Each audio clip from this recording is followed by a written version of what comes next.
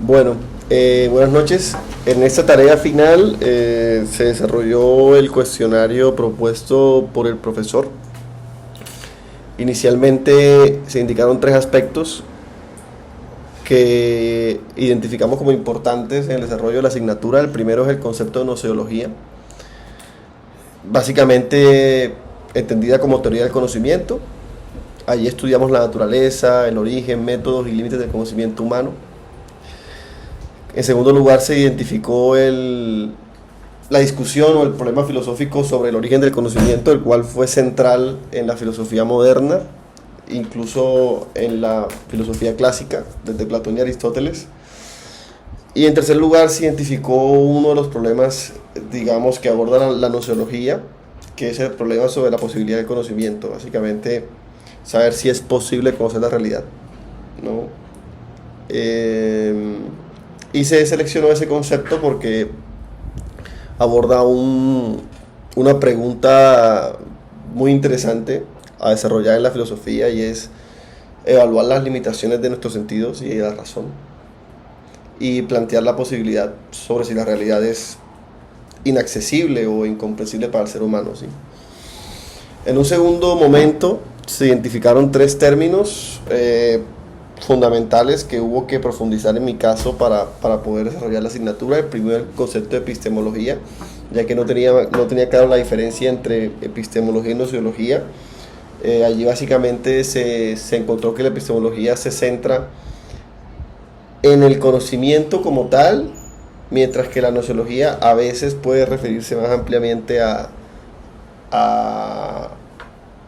la teoría del conocimiento, incluyendo aspectos más metafísicos. Entonces allí puede aparecer, o puede decirse muy sencillamente, que la epistemología se centra en un conocimiento científico o verificable de manera universal, ¿no? Mientras que la noceología no, aborda diferentes tipos de conocimiento que no necesariamente son verificables por metodologías científicas, por decirlo de algún modo. El segundo elemento fue la justificación del conocimiento. Digamos, hubo que entender qué es la justificación del conocimiento, y bueno, se entendió como un proceso continuo y conjunto que le da razones al conocimiento para convertir a una creencia en algo verdadero o válido, ¿sí? Es decir, se pueden establecer juicios que pueden ser catalogados como creencias, y al ser estas creencias justificadas y verificables, entonces lo ascendemos a la categoría de conocimiento.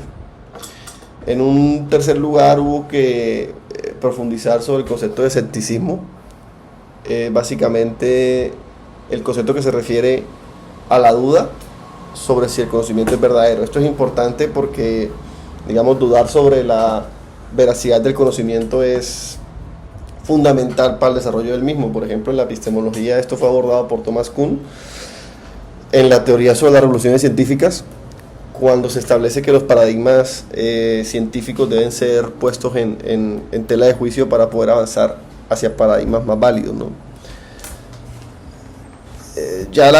El tercer punto lo respondí, es cuál es la diferencia entre la creencia y el conocimiento. Básicamente, ya lo había dicho, es cuando una creencia se le adicionan esos dos elementos de valor, que son la justificación y la verificación, ¿no? Entonces, por ejemplo, cuando yo digo que va a llover y al día siguiente llueve, entonces es un conocimiento que fue verificado, pero no necesariamente verificado, además tiene que ser justificado. Es decir, si yo digo que va a llover porque lo vi en el estudio meteorológico y además llovió, entonces puedo decir que ese juicio es conocimiento, ¿no? O sea, esa creencia es conocimiento porque fue justificada por el estudio meteorológico y fue validada por el hecho de que efectivamente llovió.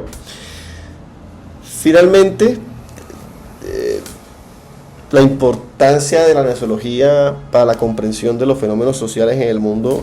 Hay varios elementos que yo resalto en el documento, pero hay dos que quiero resaltar. El primero, el desarrollo del pensamiento crítico, es decir, cuando nosotros dudamos o entendemos el concepto de creencia y cómo éste evoluciona hacia la idea del conocimiento, y lo aplicamos a, digamos, los juicios morales, éticos, no sé, a los juicios que se dan en las ciencias sociales en general, podemos establecer criterios básicos de validez del conocimiento o podemos elaborar críticas justificadas a diferentes conceptos que suelen considerarse como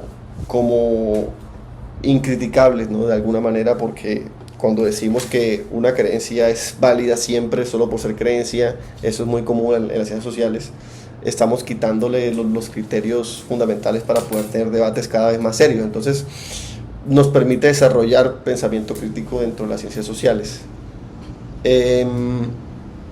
Esto también aplicado al análisis de la información, ¿sí? Cuando tengo una sociedad en la que una sociedad súper informada, a veces esta información puede generar contradicciones y entender los problemas que aborda la nociología y cómo los aborda nos puede permitir diferenciar entre juicios o información dentro de esa masiva red de información que es inútil o falsa, ¿no?